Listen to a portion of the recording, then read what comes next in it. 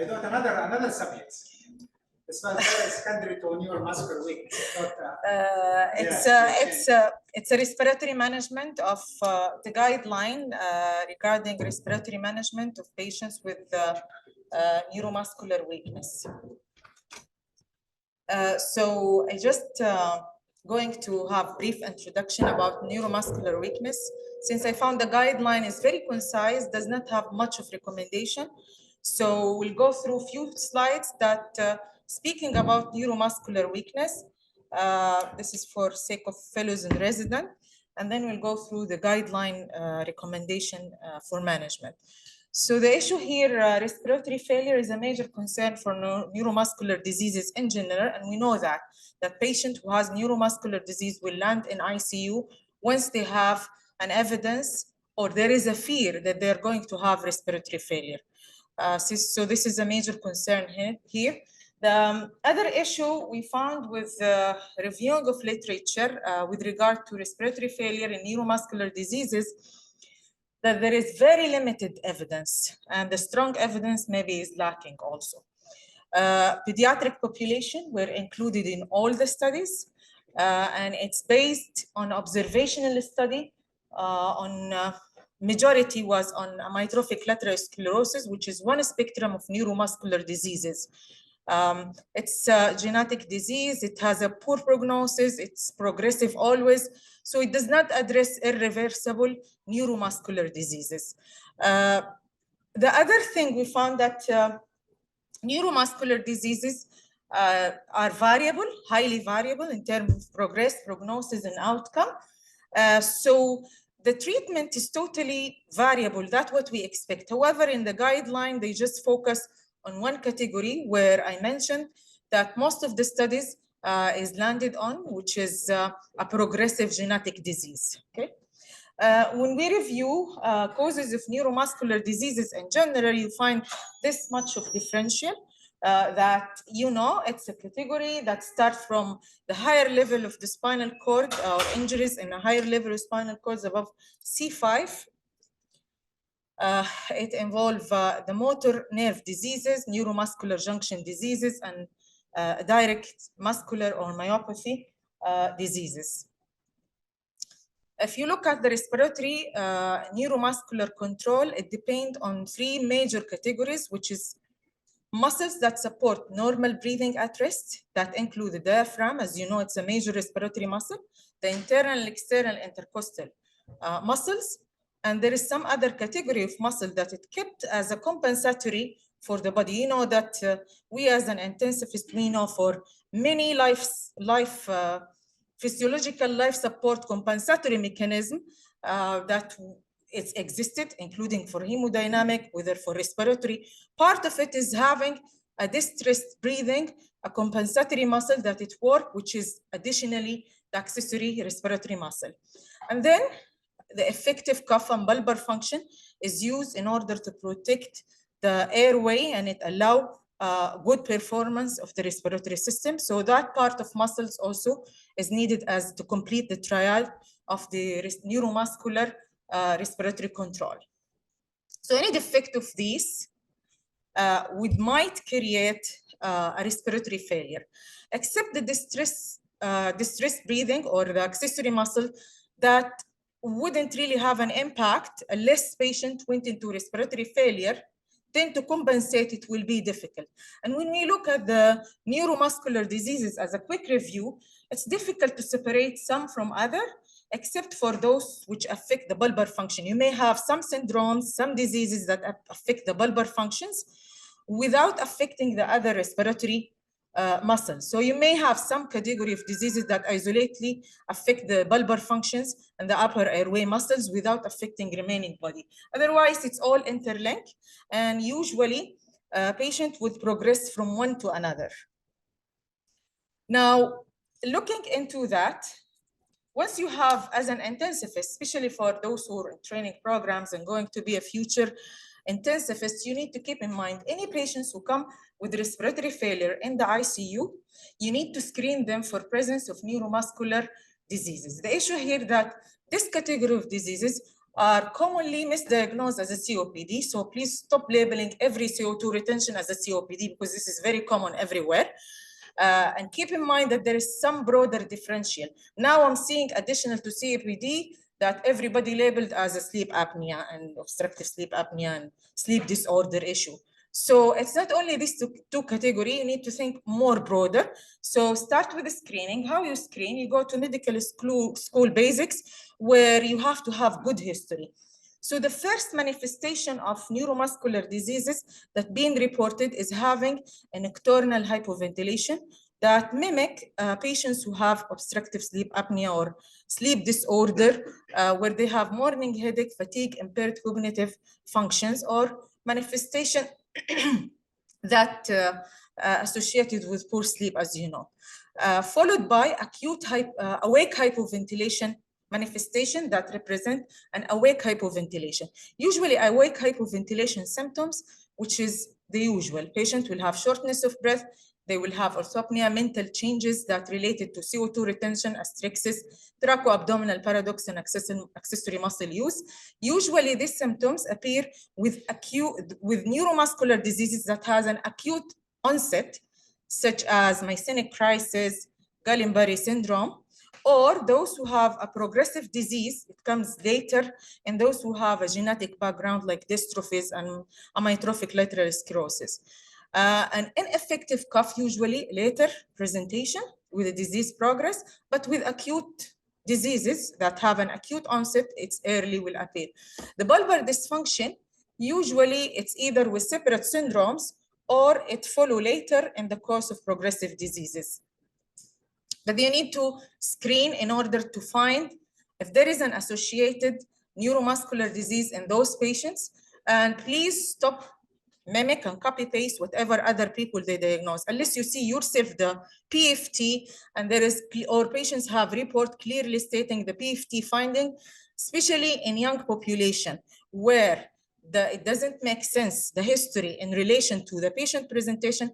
Try to review your patient yourself, screen for these symptoms, and if you find something suggestive, please proceed with a clinical, a diagnostic evaluation. Now, looking at what are the recommended diagnostic evaluation for patients with neuromuscular disease, it starts with a PFT as a diagnostic, and then as a modality that tailor early management with NIV.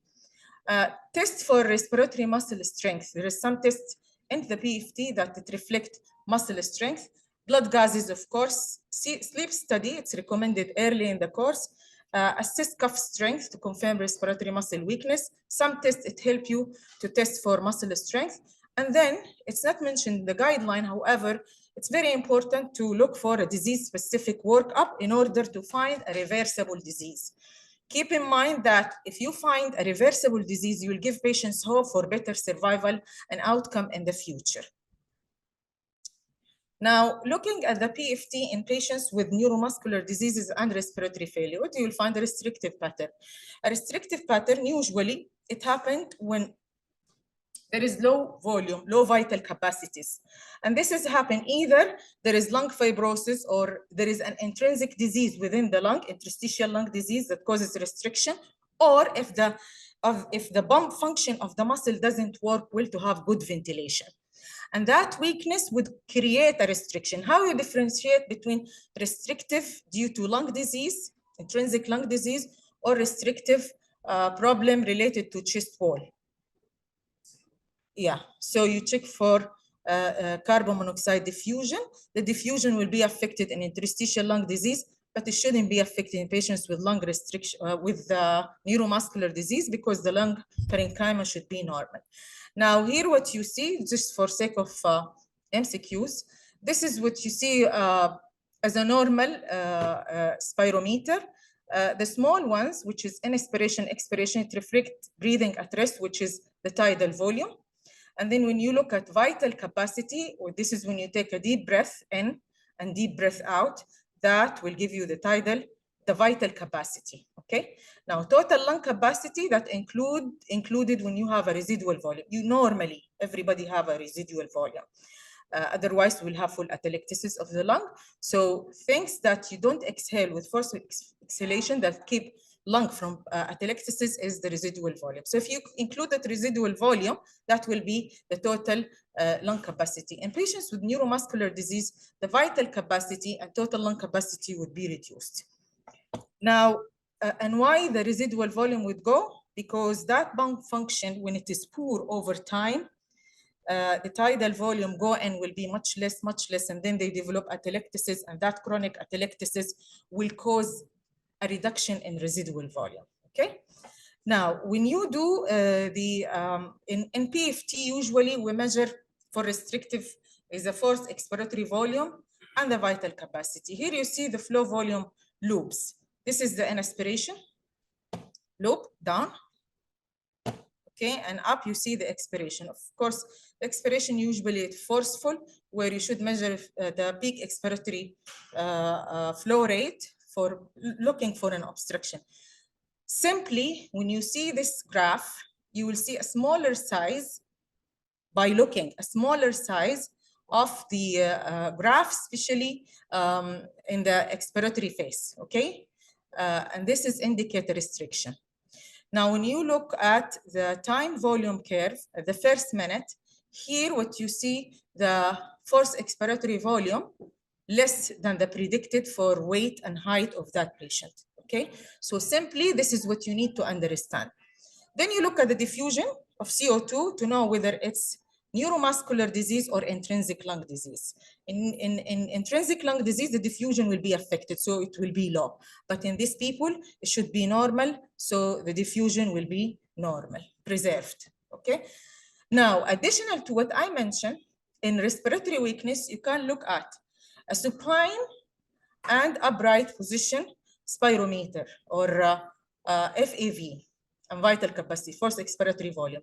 If there is a reduction more than 10% in a supine position compared to upright, that indicates muscle weakness.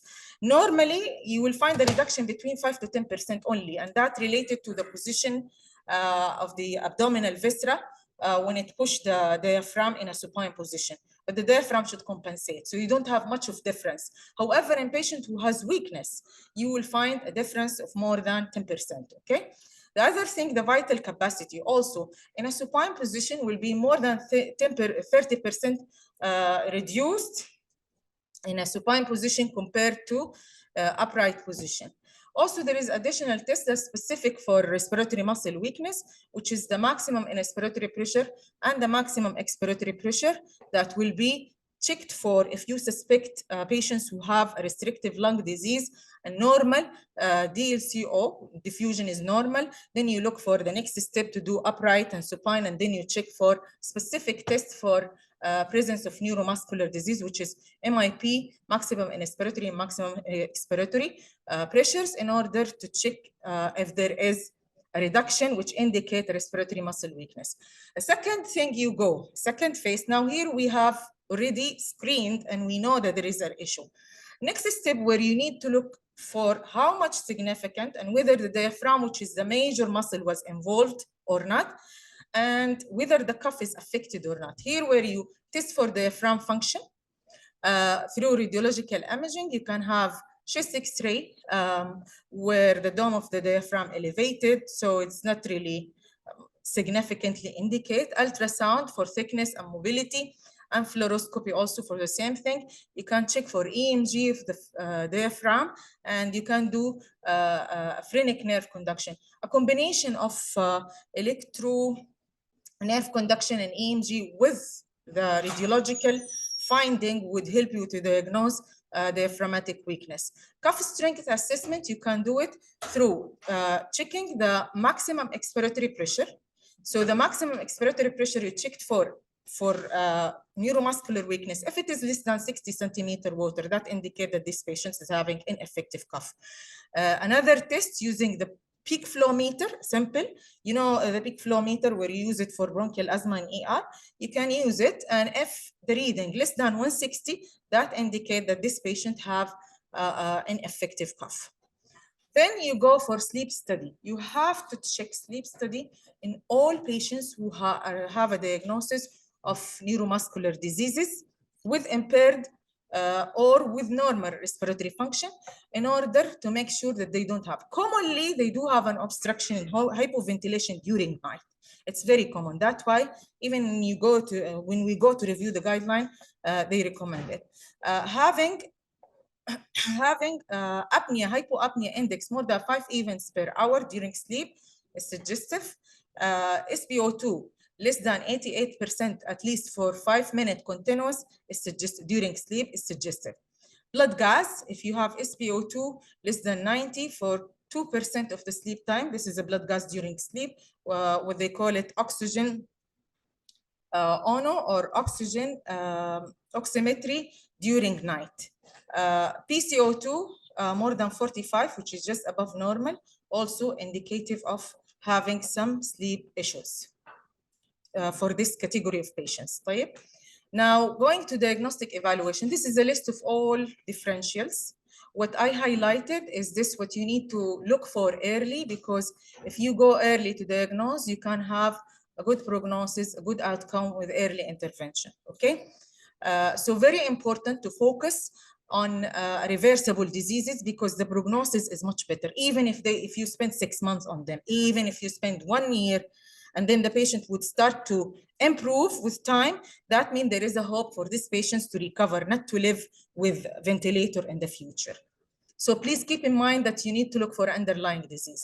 Now going to our guideline for today, respiratory management of patients with neuromuscular weakness. It was published in March 2023. The guideline methodology, it includes an expert panel, consists of adult and pediatric pulmonologists, critical care specialists, sleep medicine specialists, RT, methodologists, and patient representative. A conflict of interest has been reviewed and approved for all the members. The study inclusion and exclusion was based on the PICO questions, 9 questions that has been addressed in the guideline, and the study type and design. Study include age above 6 years for population, cohort cases, case control study, RCT, systematic review, meta-analysis were included, case report and case series were excluded. And the outcome measure in the review, the disease progression, the symptom improvement, the survival, the adverse event, and patient preferences. This is what they look at as a beneficial outcome. Here is the PICO questions. It's 9 of them.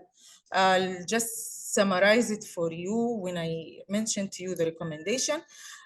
This guideline has collected all the studies before 2021, and they included based on inclusion criteria 128 study. They use the non-grade approach for assessment of certainty of evidence and formulating the grading recommendation. Insufficient evidence, when it is not there, they ungraded a consensus-based statement. So they recommend, but they mention it as ungraded. Each statement or each recommendation has been released when there is 75% voting from the participant, and at least there is an 80% consensus. And they kept doing at least 3 rounds in order to achieve these numbers. Here is what we found, that in this guideline, all the recommendations, including the strong recommendations, are very, very low certainty of evidence. And I mentioned to you that all the study are not well structured. Very low of evidence means certainty of evidence when there is a little confidence in effect estimated. The true effect is likely to be substantially different from estimated effect. So it's in the certainty of evidence is not really high, but this is the best of what you have based on this guideline. With regard to chest grading system, there is 4 strong grades, and there is 4 strong and there is 4 weak grades based on the certainty of evidence. There is 1 for good practice statement, which is indicate benefit clearly outweigh risk and burden, and it's based on indirect evidence. Indirect evidence means, I mentioned to you the outcome was measuring disease progression between 2 categories, for example, or mortality between 2 categories. Here, the indirect evidence, which is indicate a predictive value. So the measure was not directly measuring, but they consider it also as a good practice once there is a significant difference. And ungraded, as I told you, when there is no evidence on it, so they recommend the future research for that. Here is our guideline recommendation. As you see, all the yellow color is weak recommendations with low certainty of evidence, but this is what we have, and this is what we can do. I want you to understand, when we say weak, it doesn't mean don't do. When we say against, then it means don't do, okay? But when we say weak, okay, the evidence is poor, but then it means this is the best of what we have, and this is what we recommend to do, okay? Now, we have one good practice evidence that PFT is recommended for as an assessment for all patients who have neuromuscular disease. All of them should have a PFT.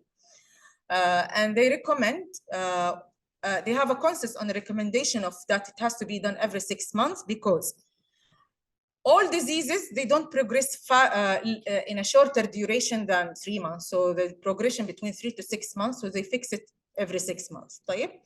Polysomnography should be done for all patients who have neuromuscular diseases in order to detect early nocturnal symptoms of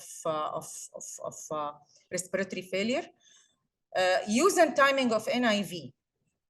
They recommend strongly to use NIV for everybody who have neuromuscular disease plus chronic respiratory failure. We know that there is a separate recommendation for chronic respiratory failure and NIV. So here, when it comes with neuromuscular weakness, additional problem, then they highly recommend to use NIV. For those who have sleep disorder related or confirmed, then they recommend to use NIV. When there is a time, in PFT, there is parameter, it determines the timing to start or initiate NIV. They also recommend, and I'll show you what are the criteria. The treatment titration of NIV should be based on every patient comfort. So there is no fixed protocol for all. Every patient, you titrate and you change according to patient comfort. They recommend to use mouthpiece ventilation. This is the mouthpiece ventilation. It's just a BiPAP machine connected not with mask of what we know. There is a piece like this, you put it in the patient mouth, you hold it, and he used it as a BiPAP during daytime. And it found to be, it improved the quality of life of these patients. It's more comfort. They delay and avoid tracheostomy. It improves speech. It improves cough effectiveness. When it's combined with cough assistant technique, it improve coordination of breathing and swallowing. So it improves quality of life, and that's why they give it a recommendation to be used when patient they tolerate and they don't have poor bulbar functions. Poor bulbar functions, better to avoid. Use and timing of mechanical ventilation. Now, invasive mechanical ventilation should be used, of course, if there is intolerance to NIV, if there is failure of NIV, if there is worsening of bulbar functions, if there is frequent aspiration and pneumonias, the indication of intubation, basically. Cyalluria is another major problem in patients who have respiratory failure with neuromuscular diseases, because with having bulbar weakness, with having all the neuromuscular control weakness, they tend to aspirate, they tend to have frequent infections, and it's discomforting for them. So they recommend to use treatment for that. There is 3 options. They recommend the first line of therapy is anticholinergic, and they recommend to continue the use of anticholinergic as long as the patient is tolerating and as long as there is no adverse event. You don't stop, you keep, okay? And then there is some alternative therapy if the first line failed or have side effect, mean intolerance is there, you may use botulinum toxin injection to the salivary gland, or you use radiation therapy to the salivary gland. This both modality, none of them is superior to other. Both of them, they give longer term of control, and it depends on the facility available. There is no specific dose and there is no recommendation on it. So they left it for the availability of the resources. Airway clearance, for airway clearance, they address it in this guideline with 5 recommendations.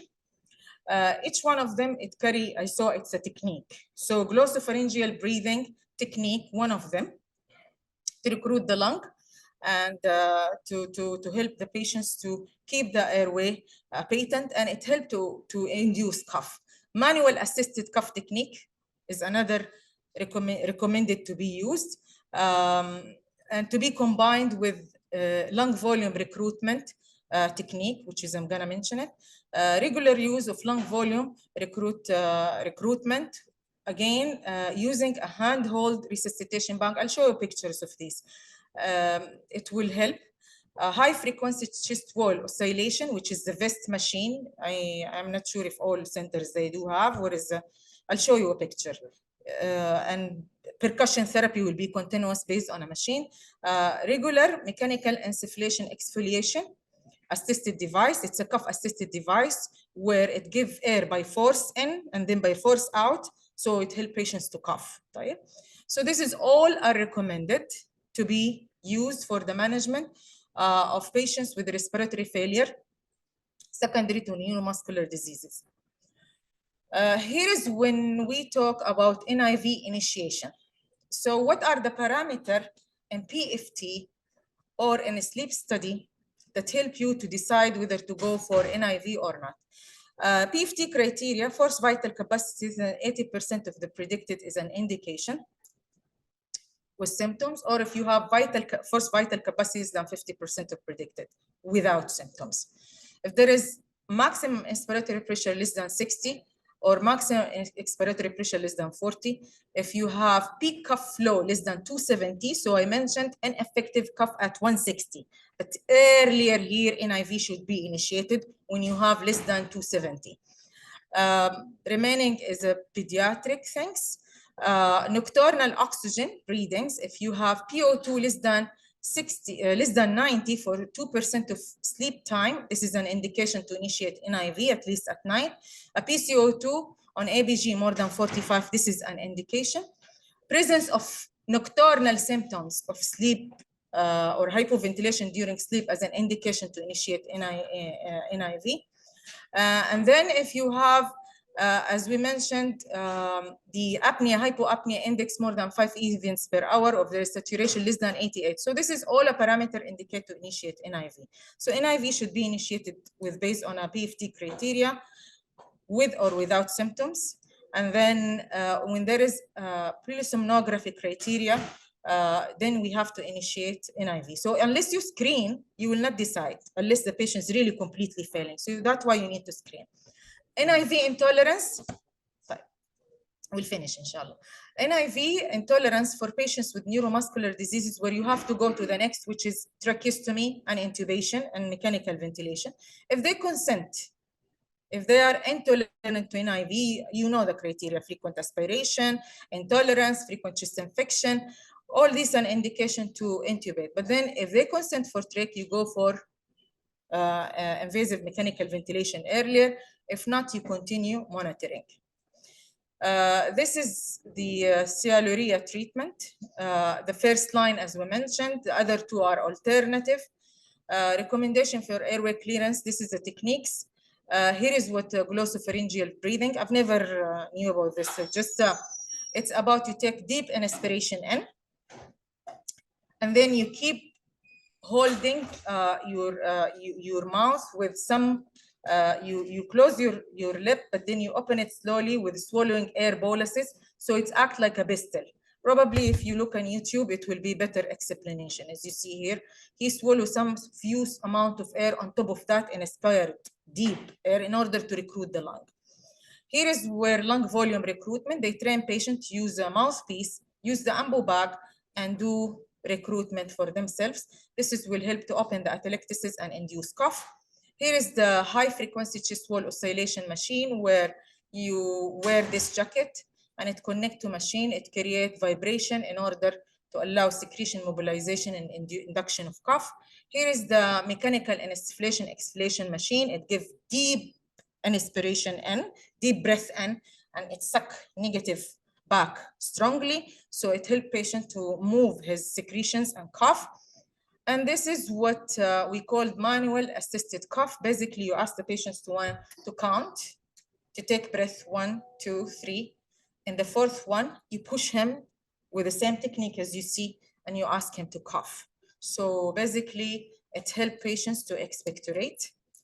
You may combine two techniques together. For example, you can combine this one, manual assisted cough, with recruitment, okay, in order to have better effect. Take home message, PFT monitoring every 6 hours is recommended. Screen all patients with normal PFT for sleep-related disorder for better life quality, early NIV initiation based on PFT and sleep study combined with mouthpiece ventilation during daytime once feasible. Mechanical ventilator supportive patients intolerant or once disease progress or if there is bulbar dysfunction should be initiated. By the way, avoiding this is totally affect the quality of life of patients. I mean, early initiation of mechanical ventilation, once you have an indication based on a criteria, would make quality of life of patients is much better based on the evidence I reviewed in this guideline. Anticholinergic physiotherapy shall be continued unless there is adverse effect with alternative either radiation or botulinum. Combined airway clearance maneuvers shall be utilized based on availability of machines. And when we talk about this, we are talking about something early. Once you have on a test that it indicate that they have ineffective cough. Many point was not addressed in this guideline, such as disease-specific treatment, avoiding future complications, nutrition, and patient family preferences for end-of-life care was lacking in this guideline. So hopefully in the updated version would have a better review. Thank you very much.